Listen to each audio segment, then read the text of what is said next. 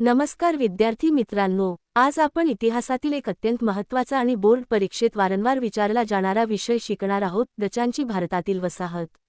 विद्यार्थी मित्रांनो, आपण याआधी पोर्तुगीज आणि इंग्रजांविषयी अभ्यास केला, पण भारतातील व्यापारासाठी फक्त हे दोनच देश आले नव्हते। त्यांच्यासोबत डच या युरोपीय शक्तीनेही भारतात प्रवेश केला आणि अत्यंत मोठे व्यापारी साम्राज्य उभारले। आजच्या व्हिडिओमध्ये आपण पुढील मुद्दे सविस्तर समजून घेणार आहोत। डच ईस्ट इंडिया कंपनीची स्थापना कधी झाली? डच भारतात का आले? त्यांनी कोणकोणत्या देशांत वसाहती उभारल्या?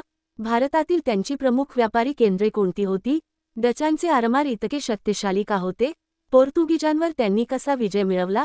आणि शेवटी HSC परीक्षेसाठी महत्त्वाची झटपट उजळणी, म्हणून हा व्हिडिओ शेवटपर्यंत नक्की पहा। डच ईस्ट इंडिया कंपनीची स्थापना। विद्यार्थी मित्रांनो, सर्वप्रथम ही तारीख पक्की लक्षात ठेवा। इ.स.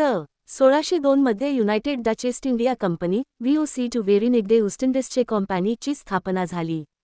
त्या काळात युरोपमधील अनेक देशांना भारत आणि पूर्वेकडील देशांमधील मसाले, रेशीम, कापड, चहा आणि इतर मौल्यवान वस्तूंची मोठी मागणी होती।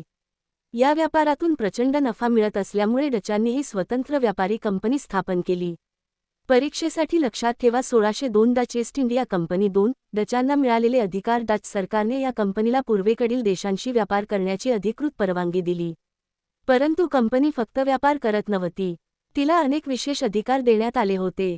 उदाहरणार्थ व्यापार करण्याचा अधिकार, वखारी बांधण्याचा अधिकार, किल्ले उभारण्याचा अधिकार, जहाजे ठेवण्याचा अधिकारी, सैन्य ठेवण्याचा अधिकारी, तह करण्याचा अधिकार, आवश्यक ठिकाणी युद्ध करण्याचाही अधिकार। यावरून लक्षात येते की डच ईस्ट इंडिया कंपनी ही फक्त व्यापारी संस्था नव्हती, तर ती एक लहानशा राज्याप्रमाणे कार्य करत होती।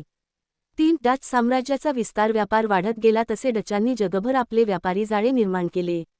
17व्या शतकाच्या मध्यापर्यंत आफ्रिकेच्या पूर्व किनाऱ्यापासून ते जपानपर्यंत त्यांनी अनेक वखारी आणि वसाहती उभारल्या। यामध्ये खालील प्रदेशांचा समावेश होता: मोझांबिक, दक्षिण Africa, Yemen, Iraq, Iran, Pakistan, Bharat, Bangladesh, Myanmar, Siam, आजचा Thailand, Vietnam, Laos, Cambodia, Taiwan, चीन, जपान, इंडोनेशिया आणि मलेशिया। या ठिकाणी वखारी स्थापन केला। इतक्या मोठ्या प्रदेशात व्यापार सुरू असल्यामुळे डच त्या काळातील सर्वात प्रभावी व्यापारी शक्तींपैकी एक बनले। विद्यार्थी मित्रांनो, नकाशामध्ये हा विस्तार समजून घेतला तर हा मुद्दा कधीही विसरणार नाही।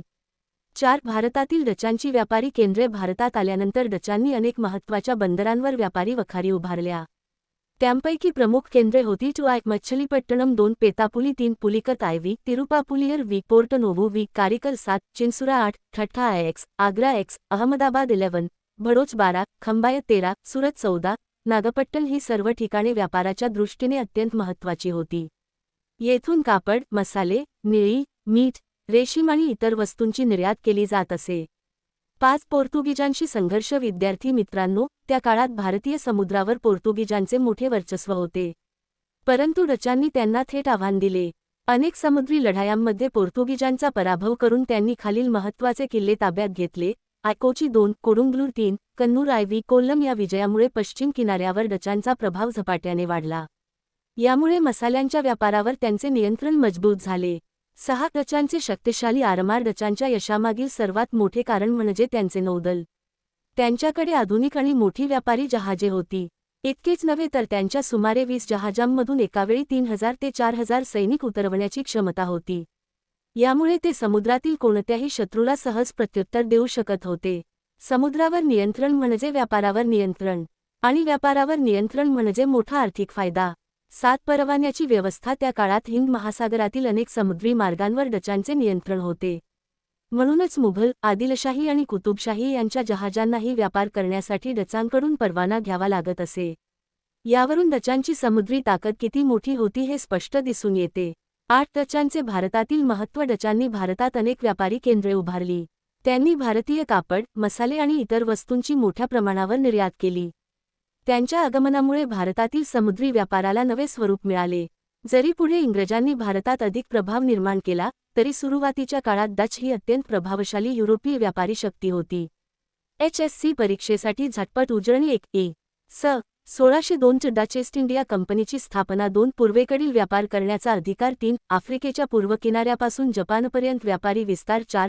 भारतातील प्रमुख केंद्रे: मच्छलीपट्टणम, पुलिकत, सुरत, नागपट्टण 5 पोर्तुगीजांचा पराभव करून कोची, कोडुंगलूर, कन्नूर आणि कोल्लम ताब्यात घेतले 6 20 जहाजे 3000 ते 4000 सैनिक उतरवण्याची क्षमता 7 मुघल, आदिलशाही आणि कुतुबशाही जहाजांना डचांचा परवाना आवश्यक विद्यार्थी मित्रांनो, या पाठातील सर्वात महत्त्वाचे मुद्दे म्हणजे 1 1602 डच ईस्ट इंडिया कंपनी, 2 व्यापारी विस्तार, 3 भारतातील प्रमुख वखारी, 4 पोर्तुगीजांवरील विजय, 5 शक्तिशाली आरमार आणि डचांचा समुद्री व्यापारावरील प्रभाव. हे मुद्दे नीट लक्षात ठेवले तर बोर्ड परीक्षेतील वस्तुनिष्ठ प्रश्न, लघुत्तरी प्रश्न आणि सविस्तर उत्तर सहज लिहिता येईल. HSC एक्झाममध्ये विचारले गेलेले प्रश्न. प्रश्न 1 दिलेल्या पर्यायापैकी योग्य पर्याय निवडून पुढील विधाने पुन्हा लिहा.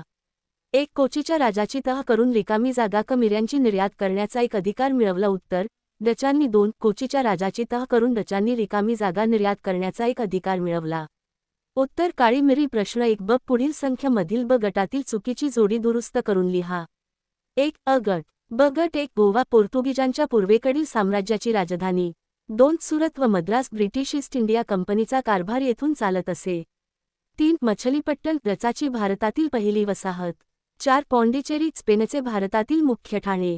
प्रश्न 3 ब संकल्पना चित्र पूर्ण करा. कंपनीचे नाव व स्थापना वर्ष. 1 31 डिसेंबर 1600 ब्रिटिश ईस्ट इंडिया कंपनीची स्थापना London, Britain. 2 1602 United East India कंपनीची स्थापना Netherlands, Dutch Republican. 3 1664 French East India कंपनीची स्थापना Paris, France. 4 Portuguese East India company Lisbon, Portugal. प्रश्न 5 तुमचे मत नोंदवा. 1 डचांनी भारतात आपला प्रभाव कसा वाढवला.